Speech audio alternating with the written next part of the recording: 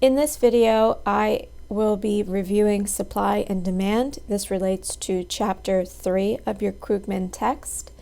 Just a reminder that the PowerPoints that I go over in class are not an exhaustive review of the material that you need to know for quizzes and exams. So I'll also draw from your reading, your homework, and in-class worksheets. So please, do make sure you're also doing that. So to move on to the lesson, we're going to begin with Karnes County, Texas. And just to give you a little bit more of a visual of what Karnes County looks like, we'll be talking about Karnes County because in the relatively recent past, interesting phenomenon happened in Karnes County. And that is that the production of natural gas increased fairly dramatically. So here we have a production facility. And here we have the production of natural gas from 2010 to 2015 in quarters. And this blue line at the very top represents Karnes County's production. And, here we have kind of the production facilities in and around Karnes County. And so the reason why we'll focus on this county is because we saw this rapid increase in production. And, the reason why we saw such increased production is because of innovations in fracking technologies. And so the question becomes why? There are some pretty notorious difficulties that are costly to overcome with fracking technologies. And, we want to ask, why then? Why in the relatively recent past, so, just in the kind of first decade of 2000, did we see this investment in this technology, and why not before? And what we'll be doing is actually using what we'll call a supply and demand model to show you kind of the dynamics of what yielded this response of an increase in production. And when I say supply and demand model from your reading, I hope you've gotten that what we mean is that it's just a model that is going to give us some insight, or give us some theory into how the market behaves. So some insight into, why the market does what it does. And so this will become more clear as I actually formally define and then get into the supply and demand model. But let's just stick with the story of Karnes County.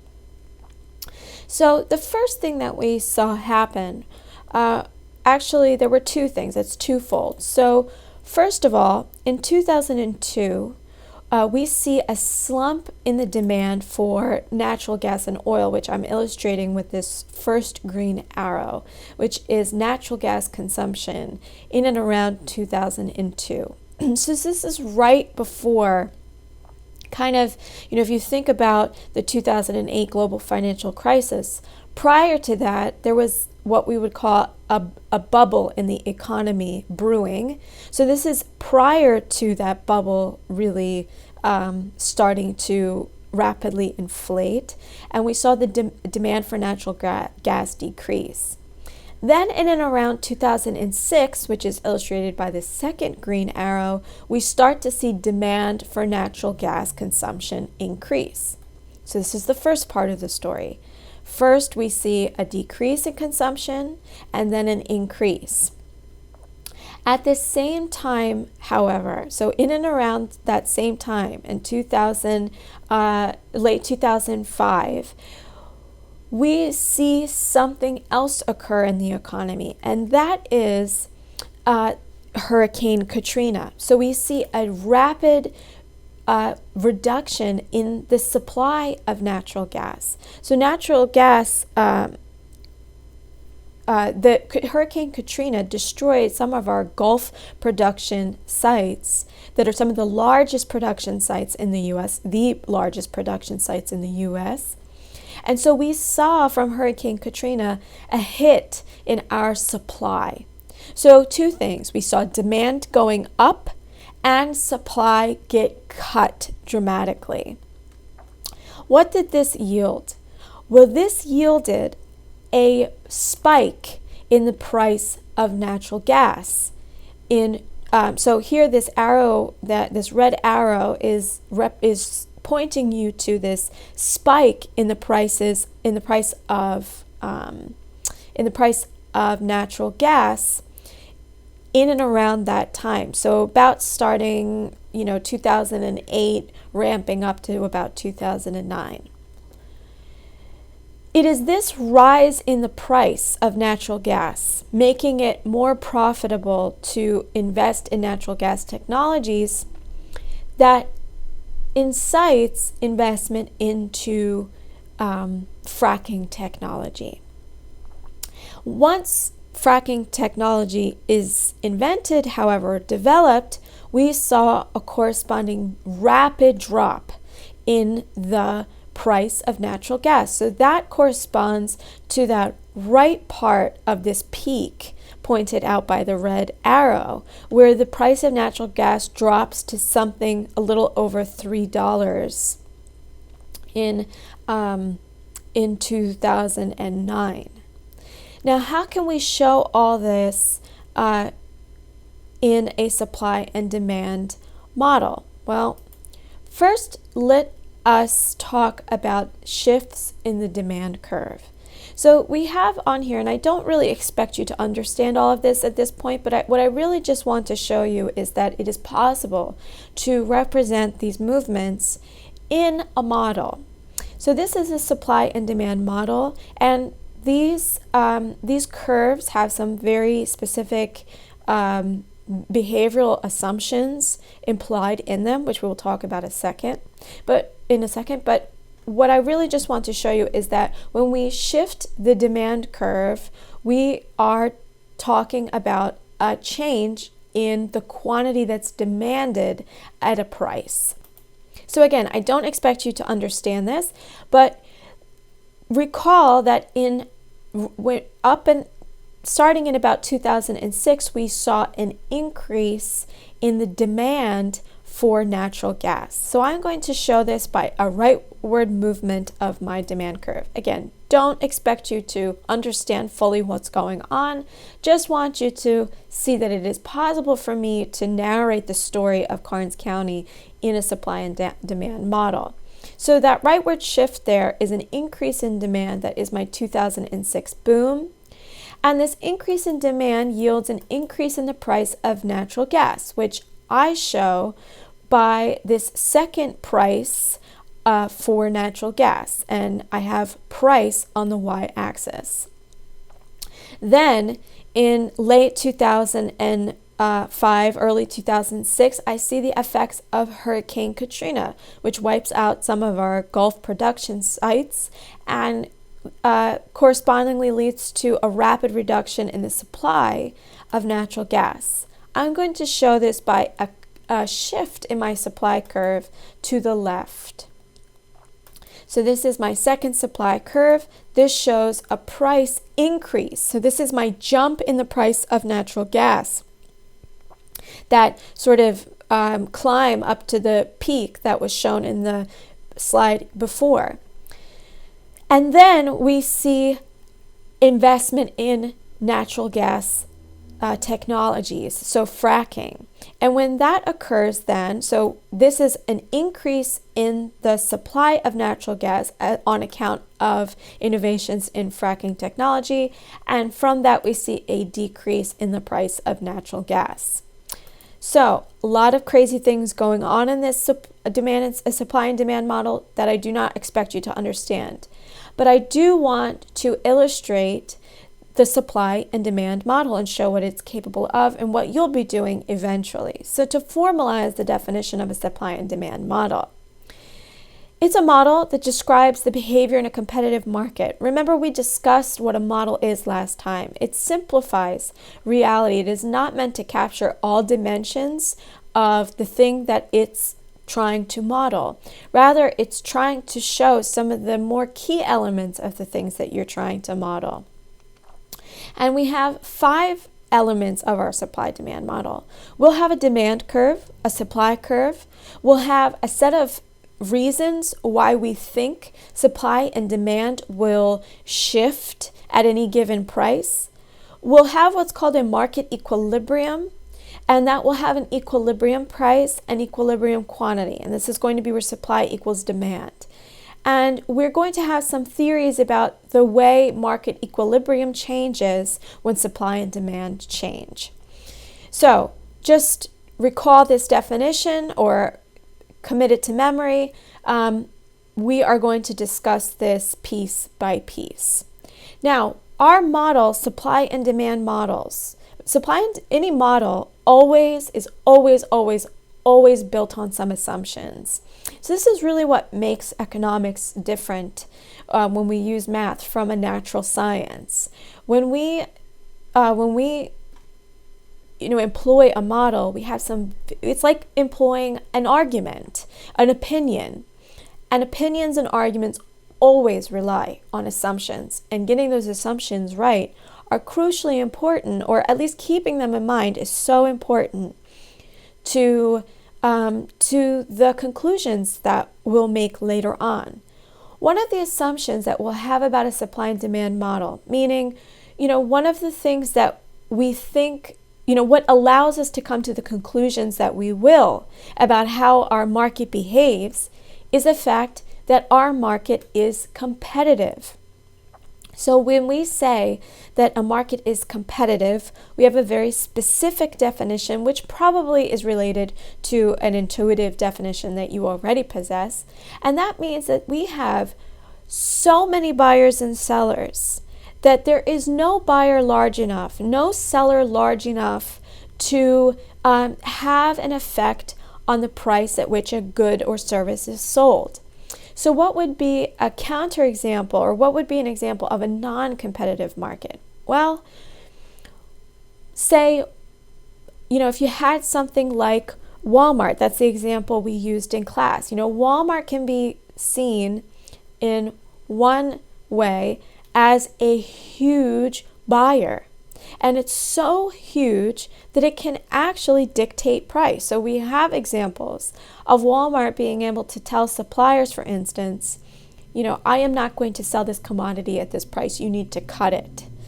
And suppliers, because Walmart is such a large buyer of its goods, Walmart really doesn't have any choice really but to cut the price. So that's the power of a buyer. In a competitive market, we don't have something like that. I think the best, most relatable example we have of a truly competitive market is something like Letgo. And I use this example in class. And what I mean is that, if you put an item up for sale on Letgo, you can put it up for virtually any price that you would like. But if you want to sell it, then you need to take into consideration what other sellers are selling this commodity for. And so the fact that, you're not large enough by any long shot to really call any shots is what we mean by a competitive market. Now, we'll also have, and what will allow us to create our demand curve is a demand schedule. So a demand schedule is going to be a table telling us how much a consumer will demand at different prices of a commodity. So here we have the quantity of natural gas demanded.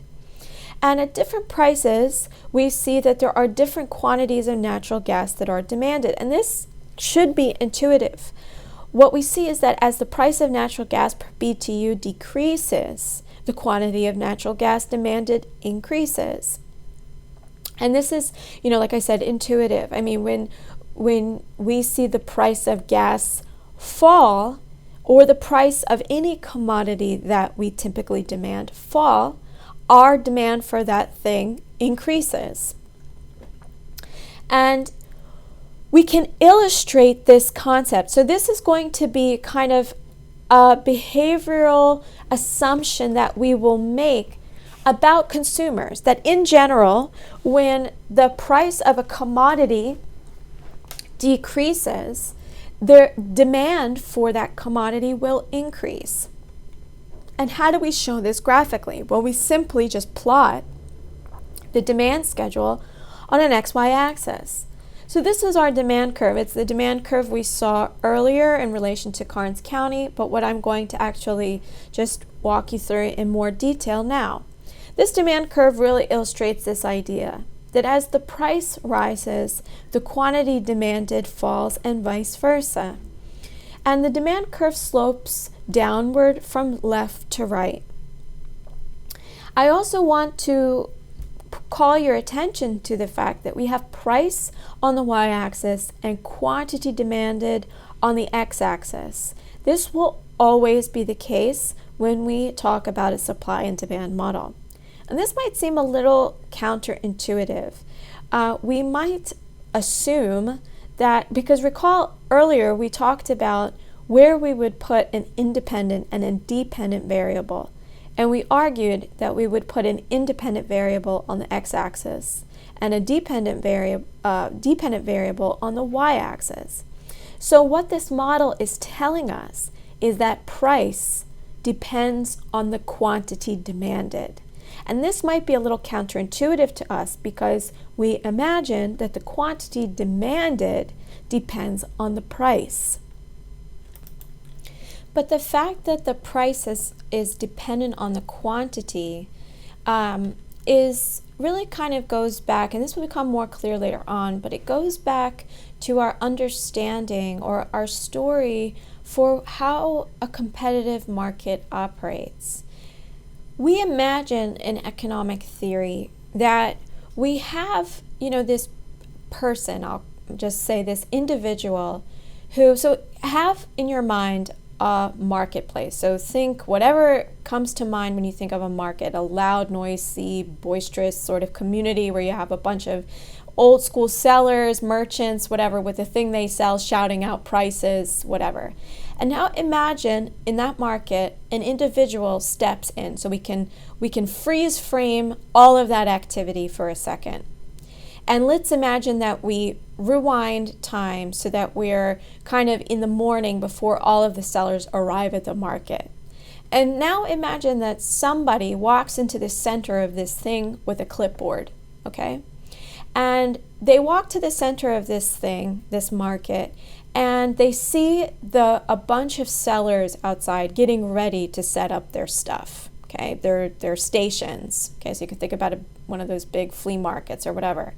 So they see all these merchants coming in or the sellers coming in to sell all their stuff.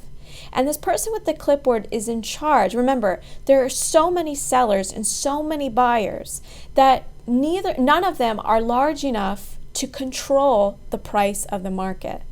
The price actually is going to be controlled by this individual with the clipboard. And how are they going to determine the price? Well, they're going to take a look at all of these sellers coming in, and they're going to look at the stuff that they have to sell. If they have a ton of stuff, so let's say let's focus our gaze of our sort of clipboard person on one seller. And let's say this one seller sells lamps, and they see that today this person shows up with an extraordinary large amount of lamps, so they've been busy.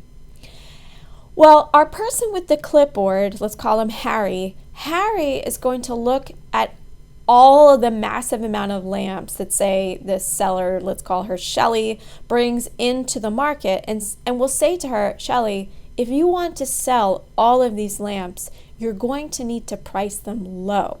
Otherwise, people are not going to buy these lamps. If you price these lamps high, then you're only going to sell a few of them. The guy with the clipboard, Harry, has a goal. He wants to clear the market. He wants to make sure all of the goods that sellers have to sell trade hands or go to all of the people who come to the market to buy. That is Harry's number one goal.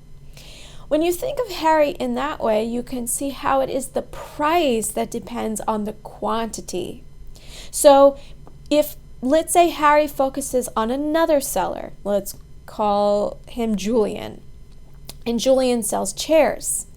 And let's say Julian that day only shows up with a few chairs. He's been busy and hasn't had time to really make chairs. And Harry says to Julian, if you want to sell these chairs and not have anybody left over at your, station, not have anybody left over demanding a chair, then you need to price these chairs high. Because if you price them low, then what you're going to have is you're going to have a bunch of people at your station demanding more chairs at that price, and you're not going to have anything to give them. So price it high. That's kind of the scenario. And we'll get more into, we'll explain more about, that scenario when we start talking about equilibrium. But that is the image of a market that we have in mind when we construct a supply and demand model, and that is why we have price dependent on quantity. So now to get back to this demand curve, okay? A demand curve for the market, recall that this is macroeconomics. We are not talking about the demand of a commodity by one company or one individual. We're talking about the demand for a commodity of the entire market, the entire macroeconomy. So all the companies put together, their demand at a certain price.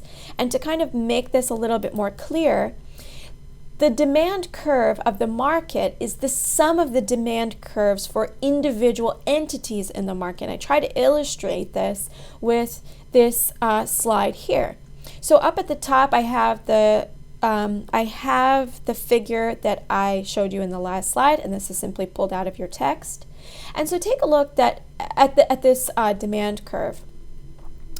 At the price of $4, the demand for natural gas per BTU is 7 trillion BTUs. So at $4 per BTU, the entire market, all of the companies, all of the people demand 7 trillion BTUs of natural gas. Now, let's imagine we only had companies. Forget people.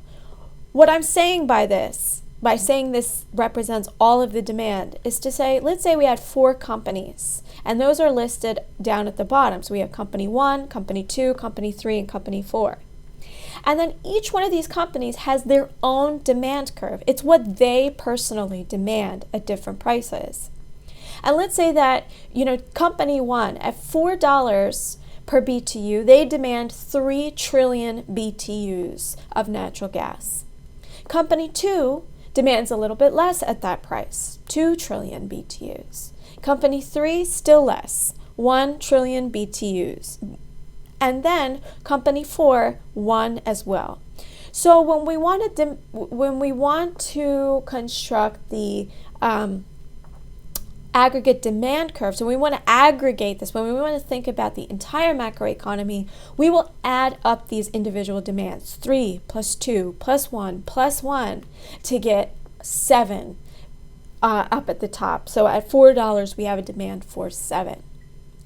Now, we've been talking about, so all of these individual companies have a downward sloping demand curve, and that will always be the case for the reasons that I've been alluding to.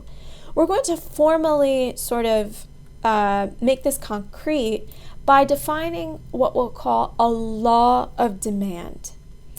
And the law of demand in economics says this. Now, law, by definition, always has to be true. We'll find that economists like to pretend like one thing is the case for all people at all time, but human beings are not like fish, and they are not instinctual. So we see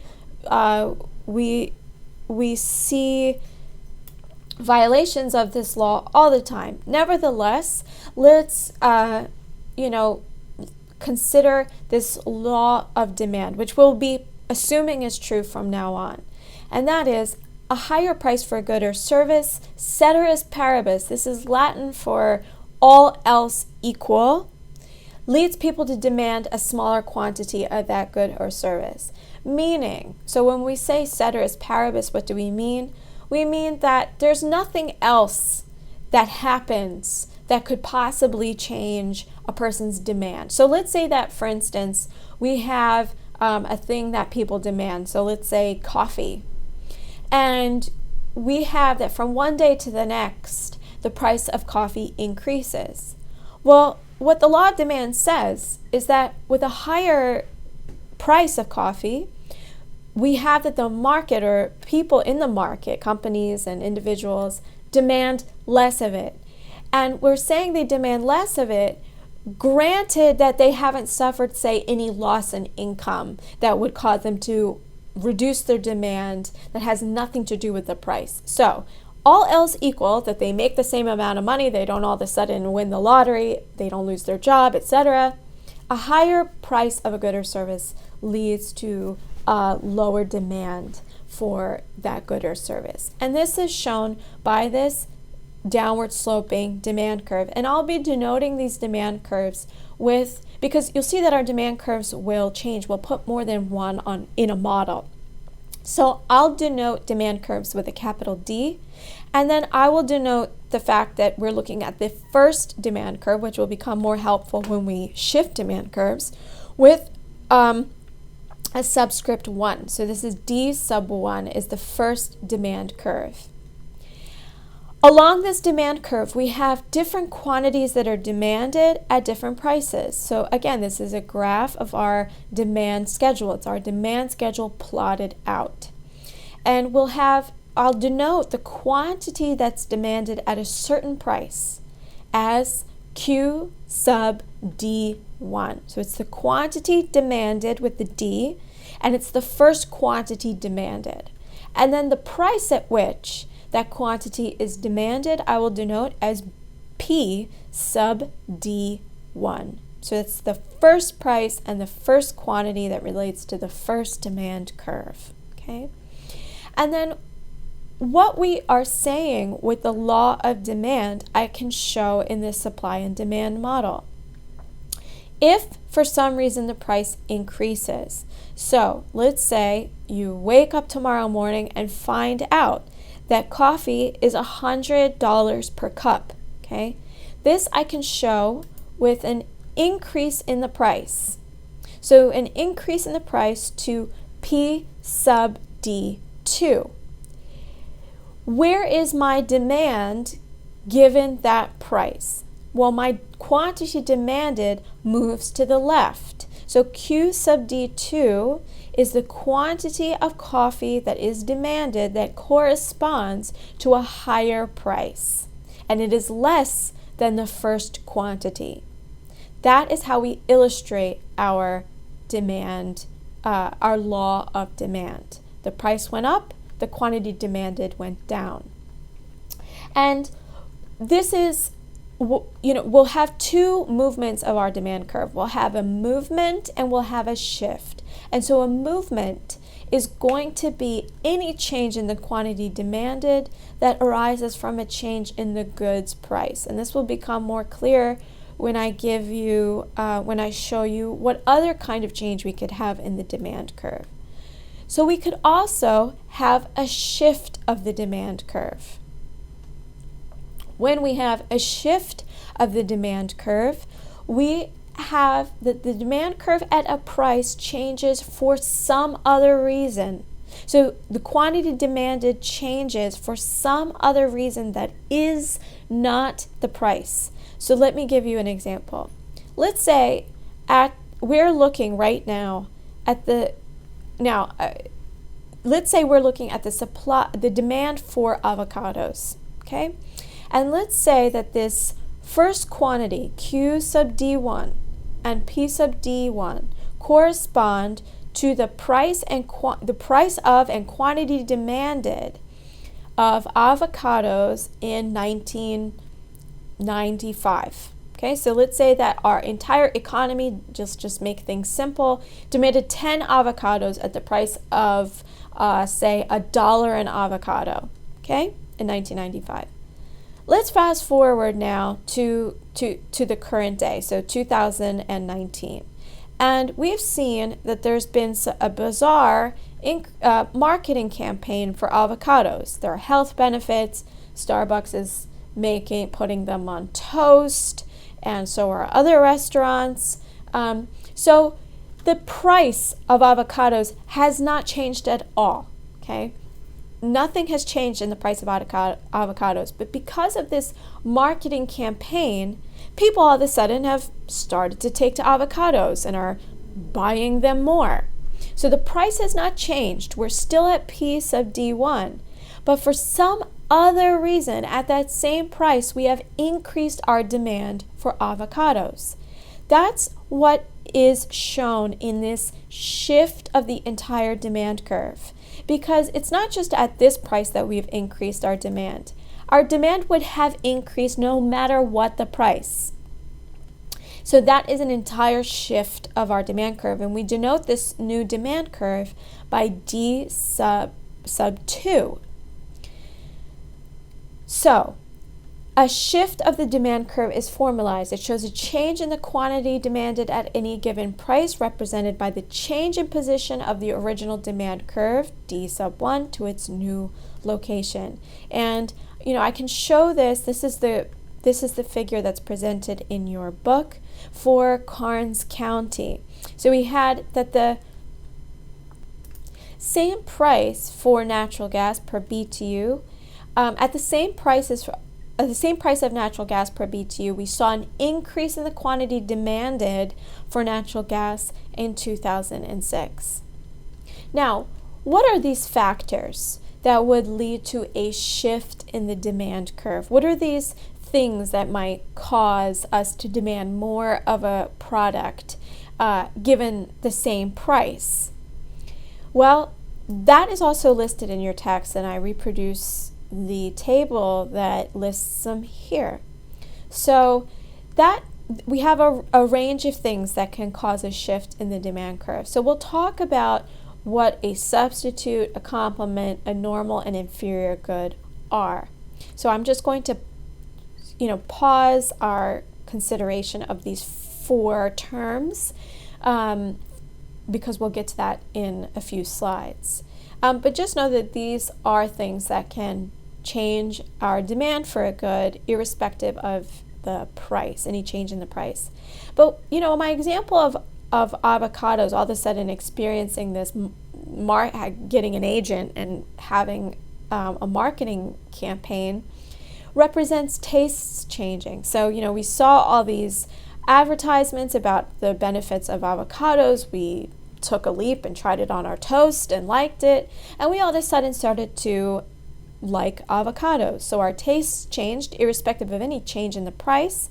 We started demanding more. And that could go in the opposite direction as well. There's been a lot of campaigns about the kind of, trying to get people to eat more healthy foods. And so you could think about something like soda that's sort of experienced the opposite type of campaign. I've seen more and more people who have given up soda. And it's not that the price of soda has changed. That has nothing to do with it. Rather, people are deciding that, hey, these are empty calories that are easily consumed. I want to try and be a little bit more healthy, so I'm going to demand less of soda. Then another thing that can change our demand for a good, irrespective of any changes in the price, is expectations. And so if we expect something in the future, then we might change our consumption today. So let's say that we anticipate, let's say avocados, let's start today and say, okay, we like avocados, and we are expecting, for whatever reason, we expect that in the future the price of avocados will rise.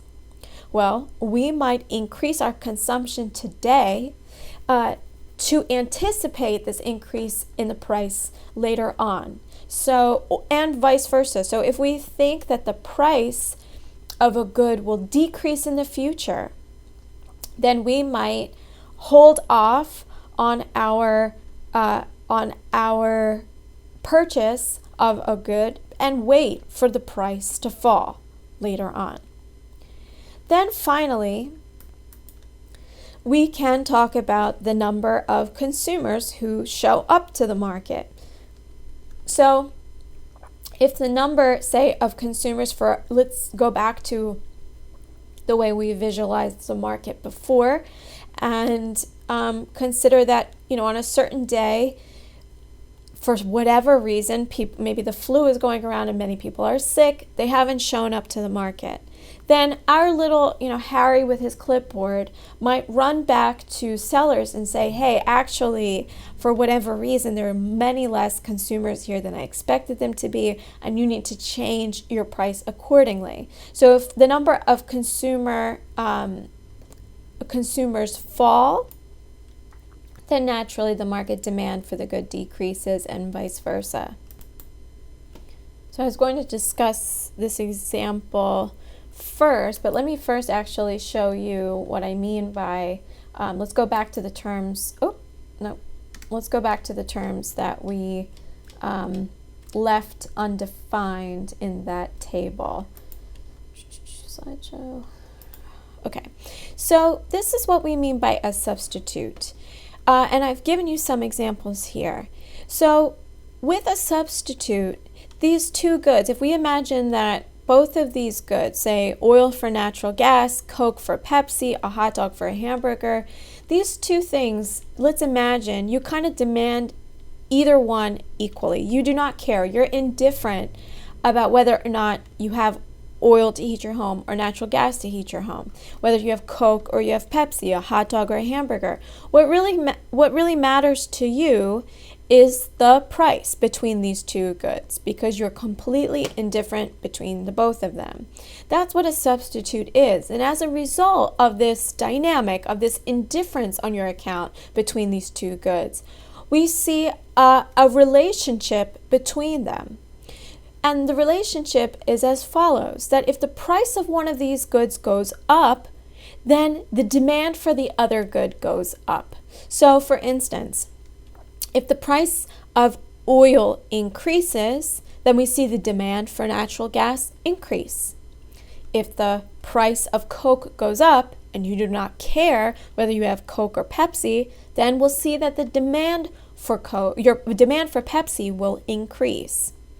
And again, if we assume that, and we're talking about you as an individual, but remember we're talking about the entire economy, if people generally are indifferent between hot dogs and hamburgers and the price of hot dogs goes up, then we'll see that the demand for hamburgers increases. Now this is different, so this is our example of substitutes, and this substitutes is, these changes are what elicit the changes or the shifts in the demand curve that we talked about earlier. So irrespective of any change, say in a good, we can see a shift in the demand curve if its substitute changes in price. So we might see that the demand for natural gas goes up. And so we'll see, if we're just looking at the supply and demand model of natural gas, we'll see a shift in that demand curve for natural gas, even if the price hasn't changed, if the price of oil has increased. So that's what we mean by substitutes inducing a shift of demand curves. Then we also have complements. So complements are things that when you buy one, you will buy the other. So if you buy a car, then you buy gasoline for it.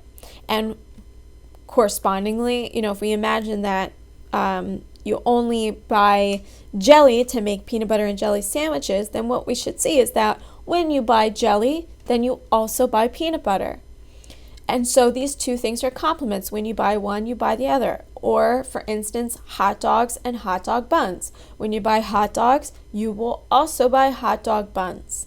So these two have a different relationship. Complements have a different relationship between them. And the relationship is this, that when the price of one goes up, the demand for the other goes down.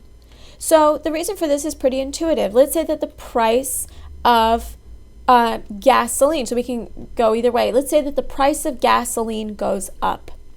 what we will see, at least eventually, and this is true, is a reduction in the demand for cars. We might see more people walking. We might see them using bikes or opting to use public transportation. And then correspondingly, let's say that the price of jelly goes up and that the only time that you buy peanut butter is when you buy jelly because you like peanut butter and jelly sandwiches. Then if the price of jelly goes up, then your demand for peanut butter will go down. You'll be buying less jelly, and as a result, you'll buy less peanut butter.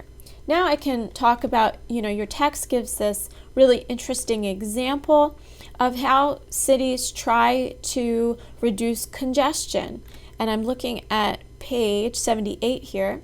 And so your text discusses a couple examples where one strategy that big cities might use is to lower the price of substitutes. So for instance, they might subsidize public transportation, make it cheaper for you to ride the bus or the train so that your demand for using your car will be reduced. The other thing that it discusses is changing the price of compliments. So for instance, here it says, if we increase, let's not think about lowering the price of bus trips or train trips, but if we want to get people to stop using or driving their cars then instead of lowering the price of bus and train trips, we can also increase the price of, say, parking garages or parking meters. So these are the things that if you are driving a car, then you're also going to demand a space to park it, either in a garage or on the street. So if you're more interested, you can read this page in your text as a real example of how substitutes and complements operate in the real world. So getting back to the slide presentation, let's continue on with normal goods and inferior goods.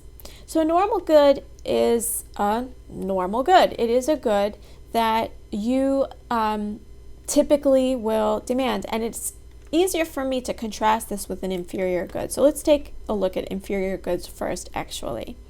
An inferior good, I've given you some examples below, and please take no offense if these are normal goods for you, but I'm just trying to illustrate the example, and these are indeed normal goods for me. I go to Goodwill no matter what. But an inferior good is understood to be one where you buy more of it when you are not making as much money. So let's say, I have an example, I think it's like a Toyota Camry or something, a beater car. We might see increases in the purchases of really old used cars when we see maybe during a recession when people's income decreases. So increase in demand when income decreases.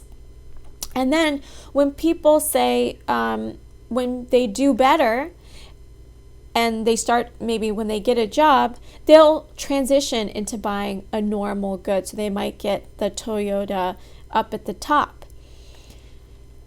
So an inferior good is one where you see an increase in the demand for it when income decreases. You see an increase in the demand for an inferior good when income decreases. Or another way of saying that is you see the demand decrease when income rises. And then with a normal good, we see that when income rises, demand increases. So, if you're not doing so well financially, you might opt for eating ramen on some nights, but then as you do better, then you might opt for lobster. So that's the idea behind normal and inferior goods. Okay, let's now move on to supply. I'm still in chapter 3. My supply curve, and much of this is going to look the same. My supply curve is going to have a different shape. It's going to move up from left to right. And this is going to, and so my supply curve is also going to be a graphical illustration of individual supply curves, and it's going to plot a supply schedule. So now I'm talking about sellers. I'm talking about how much they're willing to sell at different prices. So my supply schedule here, this graph at the top that says supply schedule for natural gas, tells me that at $4, the market, the suppliers of natural gas are willing to supply and bring to the market 11.6 trillion BTUs of natural gas.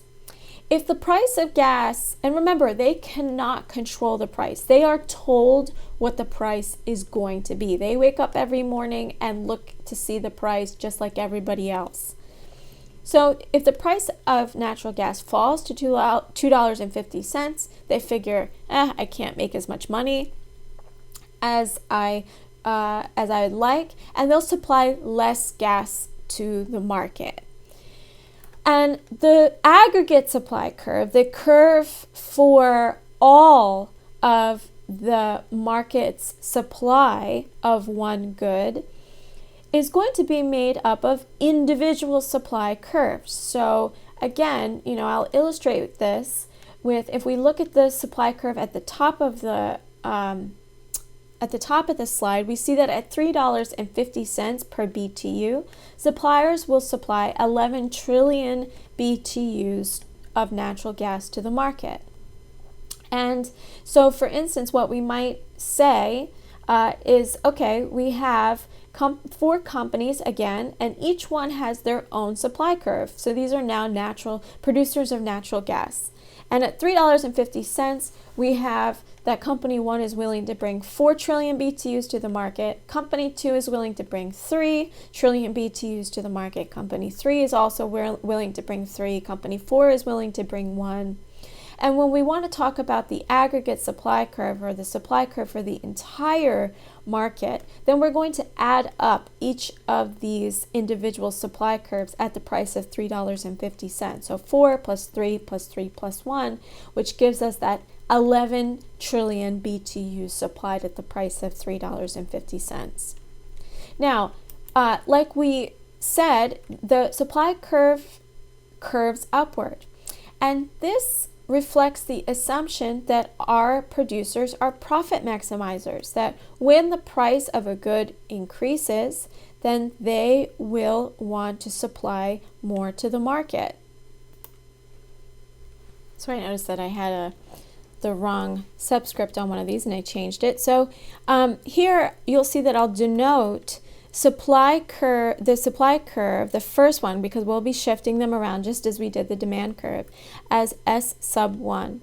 And that each point on the supply curve will correspond to a quantity supplied, which I'll denote as Q sub S1. So it's a quantity supplied, the first quantity supplied, and then that corresponds to a price. So the price at which that corresponds to that supply. And eventually I'll be dropping the subscripts off of price, but for right now, this is going to help you kind of manage our movements and shifts on the supply curve. So just as we talked about movements and shifts of the demand curve, we can talk about movements and shifts of the supply curve. So like we talked about with demand, when the price of a commodity changes and we see the quantity supplied as a result of that change in price also change, then we will illustrate this with a movement along the supply curve. So let's say, for instance, if I was to give an example to illustrate this dynamic, let's say I'm talking about the price of coffee, okay?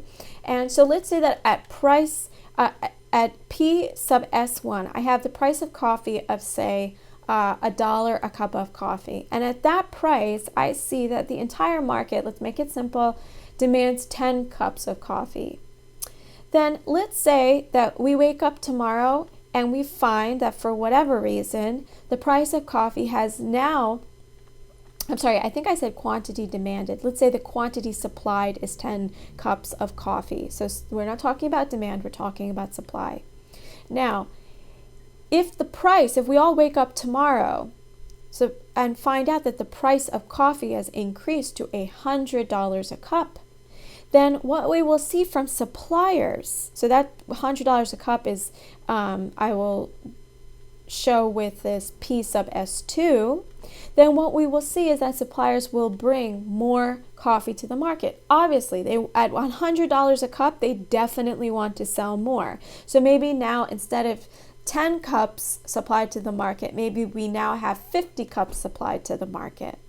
So that's what will how we'll illustrate a movement along the supply curve. It's a change in the quantity supplied that happens as a result of a change in the price of the good. But we can also talk about a shift of the supply curve where more quantity is supplied to the market with no change in the price of a cup of coffee. And this I'll illustrate in this slide here. So I have two supply curves. I see that at one price, so at $10 a cup of coffee, at $1 a cup of coffee, I have 10 cups of coffee brought to the market. And then let's say that at this same price, for whatever reason, we see an increase in the supply of coffee. Why might we see this? Well, maybe we have found an easy way to implement a better grinding process. So again, I'm talking from the perspective of a supplier of coffee. So all of a sudden, I have discovered this technology that allows me to more quickly grind my coffee and package it out. So maybe now at this price, I can actually afford, to still make as much profit as I did before, but now I can supply more to the market, more coffee to the market. So nothing has changed in the price, but all that's changed is my ability to produce through technology. That's the type of example that would warrant an illustration of a shift in the supply curve and not a movement. Now, what else could shift our supply curve? Well, we have a list, just as we did for demand, of things that could change or shift the supply curve. So no change in price, and we all of a sudden see a change in the quantity supplied of a good. And those things are as follows. So we have the price of an input. So if instead of, say, technology, let's say that all of a sudden I find that for whatever reason, I'm a coffee supplier and the beans that I'm buying are cheaper. Now I can afford to put more product out on the market and still make the same amount of money because my input has fallen. The price of my input has fallen, for instance. And this is irrespective of any price that any change in the price that I'll be able to charge consumers for the coffee that I produce. Then we might also consider the price of a substitute changes. And here I'm talking about a price of a substitute in production. So if I can all of a sudden, let's say for some reason I find a different brand of coffee bean that's cheaper. Okay, and so I don't care, I'm indifferent to whether I use brand A or brand B, and all of a sudden brand B lowers its price to me. And that allows me to then also produce more and still make the same amount of money. So when the price of a substitute in production changes, then you'll see the supply of the good, the finished good, will change. And we can also talk about a complement in production. So if, every time I buy coffee beans, I also buy oil. This is a total made up scenario here. I hope there's not oil in my coffee, but let's say that there is, and the price of oil increases, well, then it costs me more to produce. And so I might supply less to the market because I'm making less myself. And this is, again, irrespective of any change in the price of a cup of coffee in that finished good.